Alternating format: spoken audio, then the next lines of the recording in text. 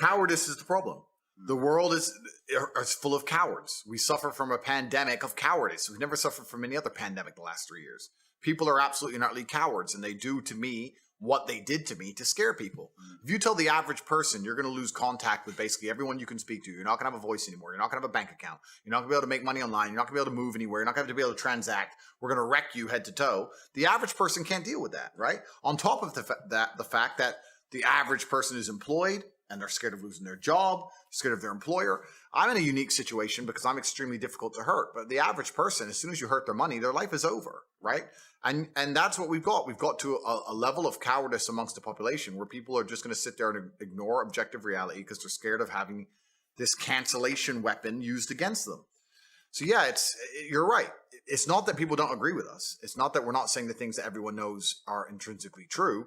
It's that everybody is afraid to say it. And that can only end when everybody stands up and stops agreeing and playing this game and stops being cowards. We need mass numbers of people to say, no, I'm allowed an opinion. Mm-hmm. You know what? Nigel Farage, and since UKIP ended, I don't even know about his politics nowadays. I don't even know what he's doing. But he says something that was really interesting. He was asked about who runs the world. And I guess the person was trying to set him up for a question about the elites. And he said, truthfully, I'll tell you who runs the world. We do. Yes. Because we decide how much of this crap we're going to put up with. The problem is we're putting up with too much of it. Problem is everyone's a coward. And you're right. I get the same thing. Wow, thanks for saying it. Why don't you say it? And everyone is just terrified. And it really is truly crazy because fear has always been the control mechanism of man. The worst things that have ever happened in any society or any civilization since the dawn of fucking records has been done under the name of fear. Get the population afraid. What did Goebbels say? The propaganda minister of the Third Reich. Once people are afraid, give them a common enemy. They'll do anything you want. That's the Nazis knew this. Everyone knows this, right? So it's a basic playbook, but I think it's also a larger issue. I think that things like making sure people are semi-depressed, making sure people are divided, making sure people are selfish, making sure people are self-obsessed. They're trying to destroy people's will to stand up and care about anyone other than themselves. And once you do that, couple in with the fact that if you start to care about others and genuinely care about the world, you'll ruin your own life. Mm-hmm. It just makes people shut up. Yeah. And it's so interesting you say that because something that is not often discussed or analyzed, one of the strangest things I've seen in the conversation around you and your meteoric rise in fame and popularity this year is not a lot of people are thinking, okay, well, for that to happen, he's got to be saying some real stuff, right? Like you don't grow by hundreds of thousands of followers per day. Like I've been following you for years, but I think at the beginning of the year, did you have maybe 500,000 Instagram followers? Yeah. And by the time they took you off, you had about 5.7, 5.8 million. Yeah. This is in the space of a few months. So even when I was talking to people who, say they don't like you or I'm like, look, even if you don't like the message, you don't agree with it, rather than why don't you think about, okay, what is it? What's happening in the world? And what is it that this man is saying that this is resonating with so many people to such a strong degree? And it seems like people wanted to just skip over that and go, but these people can't think. These people cannot think. Yeah. It's almost a sad realization when you wake up and understand that there's a large contingent of the world who cannot think. And when I say that, I don't mean that in some kind of, semi-sarcastic I mean that literally. Mm. There are people who have a strong emotional reaction to subjects they completely don't understand. There are people out there who will stand up and say, I hate Andrew Tate. Why? I hate him. He needs to go to jail. Yeah. Okay, why? I hate him. Why? They don't know why. Once the Matrix can program an emotional response into you, and you can't even logically, with your own words, explain why you have that emotional response, you're completely a slave mind. These people don't think about anything. They believe what they're told to believe. They're emotional about what they're told to be emotional about, in the exact direction they're told to be. And that's what the Matrix wants. It wants to be able to say a name and tell the world to hate them without even giving a reason, and just get what they want. These people are so far gone. These individuals who they cannot logically explain their own emotions are so far gone, it's ridiculous. As an adult, what you need to do is seriously analyze every strongly held belief you currently have and work out where it came from. Is it personal experience? Is it from somebody who I care about and who I trust? Is it from what the news has said? Why do I believe this so much? Why do I have an emotional response to this? Where did it come from? People don't do that. They just sit there, watch the news, watch social media. I'm supposed to hate this guy, so I now hate this guy. So I know exactly what you're talking about, Zuby, because you're right. These people cannot think. They cannot even give a reason. There's a guy on TikTok who walks around and says, have you heard of Andrew Tate around college campuses? And people go, yeah. And he goes, do you like him? And they go, no. Why? He's a misogynist. What's misogynist mean? And then they can't answer. They don't know what they don't even know what it means. Like it's almost sad. But then you live through the last 3 years and you realize that, yeah, people can't think. There's a large contingent of the world that truly cannot think. It's scary. Yeah, it is kind of scary. I mean, it's so interesting because as someone who knows you, and privately and publicly, I've defended you a lot this year because people have been saying super wild stuff, and people don't. I posted actually when were we in Romania? 2020. Yeah. I posted. It was while they were in the process of taking away your accounts. I posted a photo. I was just reading the comments, and I was like, "Wow, people have such strong emotion. Why you?" Like people will be mad that we're sitting here right now. You can't talk to this person. You shouldn't talk to that person, and so on. And the thing that blows my mind about it is, number one, I think I'm a pretty good judge of character. Yeah. Like I'm a good judge of character in general, and also I think that your overall message to me is very clearly positive. Yeah. That's the thing about it. To me, it's like, look, someone might not like this bit or that bit or disagree with that statement, but I'm like, look, overall, what this it's not that dissimilar to me to what they tried to do with Jordan Peterson. Yeah. Like you have, I'd say the overall message, perhaps even of all three of us, is somewhat similar. There's a certain through line about personal responsibility, building yourself up, especially as a man, not falling into this victim game, improving your mindset, improving your body, all of these things. But people will just ignore all of that. They'll just ignore all the positive. They'll ignore the fact that you're helping people, motivating people, helping people. You get emails. I've had emails. Oh man, I was feeling suicidal. I was feeling this. I was feeling that. And just listening to you helped me. It motivated me, got me in the gym, and so on. And people will just gloss over all of that. Completely. And they make it out as if like all you talk about is women. Yeah. Or something.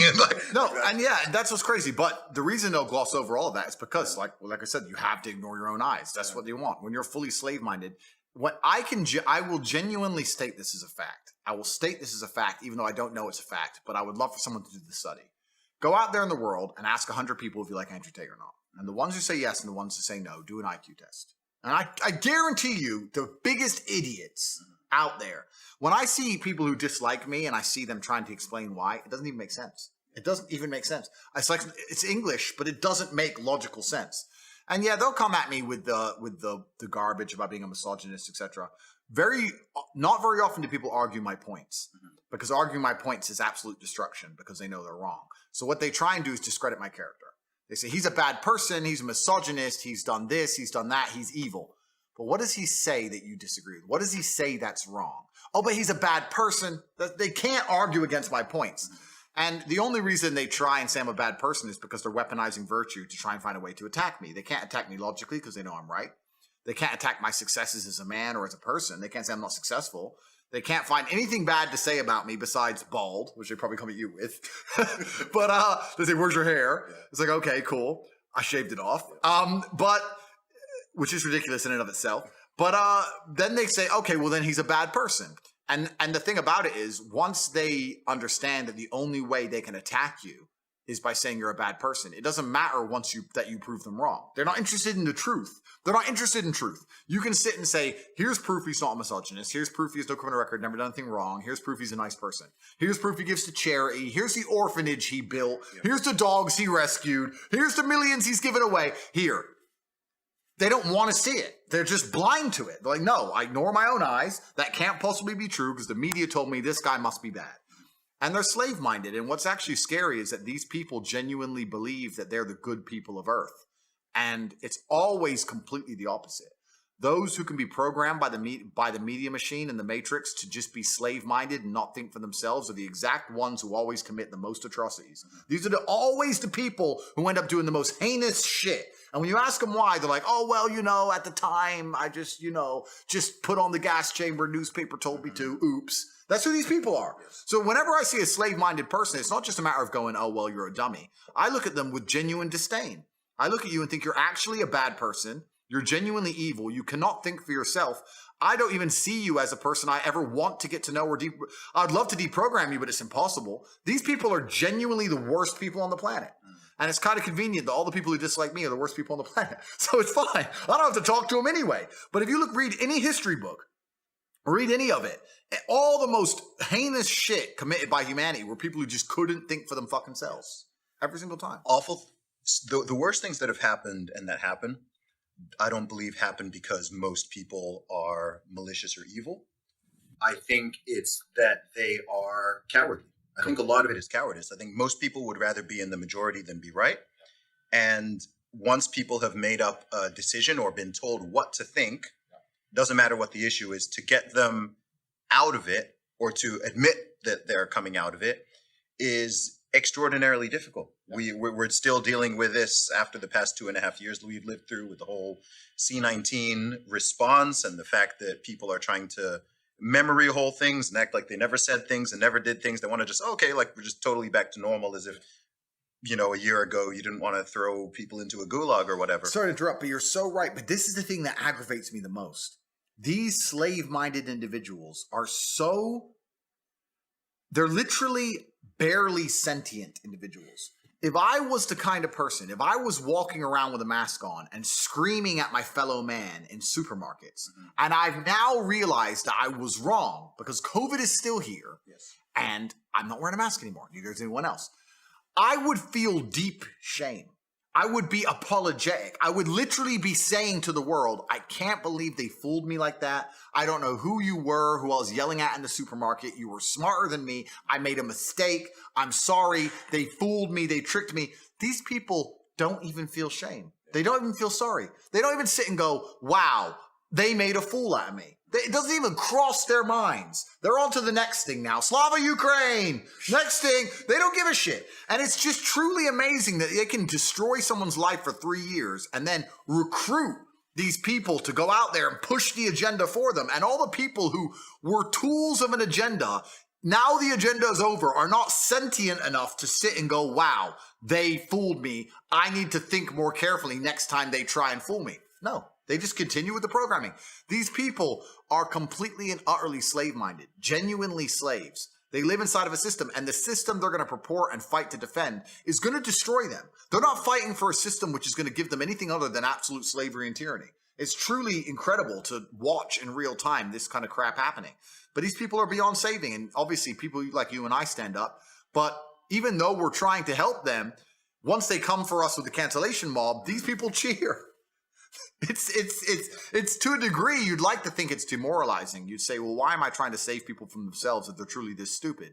But the odd ones that you can speak to and the minds you can free kind of make it worth it. But yeah, there are so many people out there that literally have never analyzed their own life and decisions. I say this to everybody at home. When I still had Twitter, I used to do tweets all the time talking about all the influencers, including conservative right-wing influencers who were purporting and pushing the mask agenda. Yes. You need to fucking apologize. You can't just memory hole it. You can't just delete the tweet. I saw it, and the world saw it, and you know who you are. Say sorry. Say sorry. Say, I was a fool. They made a fool of me, and admit it, because if you don't admit your mistakes, you're going to repeat them.